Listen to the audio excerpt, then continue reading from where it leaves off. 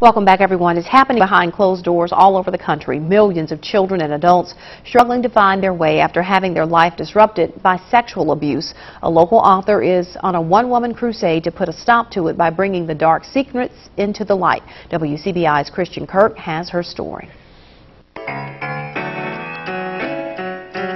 What is this? Author and musician Roszalia has a song in her heart and a story to tell. Ellen is shining light on a dark secret millions of Americans hold, fighting to forget their history of sexual abuse. It's a narrative growing ever more common as many victims suffer in silence. Roszalia is telling her story so that the secret is no more. When I was 9 years old, that's when the incest really started, but it started off as he was just funneling me, you know. And there I was standing there and afraid, real afraid of him. Roszalia is publicly revealing a secret that held her captive for years. She was molested at the hand of her own father. When I got 13 years old, it really changed. He started, you know, having me take off my clothes and then standing there in front of him, and he always did things in the dark. And I started feeling really nasty. And my life turned upside down. A picture of Roszalia is the only one she has, taken when she was just 8 years old, around the same time the abuse started. It is also the cover photo of her book chronicling the experiences of her life.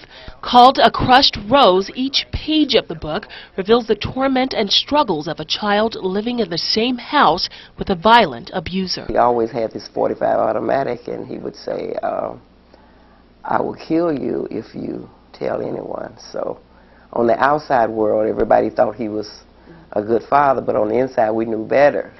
He was the type of father, twisted-minded from the very beginning. There were times that we'd walk the railroad tracks, and he would tell us to push him out in front of a train. And, of course, we didn't do that.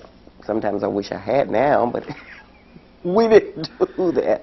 The pain that Roszalia struggled to get over is still carried by millions of Americans, many suffering in silence. We have some statistics that came out in 2000, which kind of dated statistics, but suggested that approximately 1 million children were being abused annually. So what we have seen is an increase in that, probably another 5%. These staggering numbers are made worse by the fact that many who suffer abuse never seek help.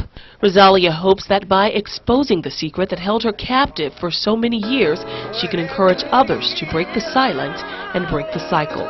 In Columbus, Christian Kirk, WCBI.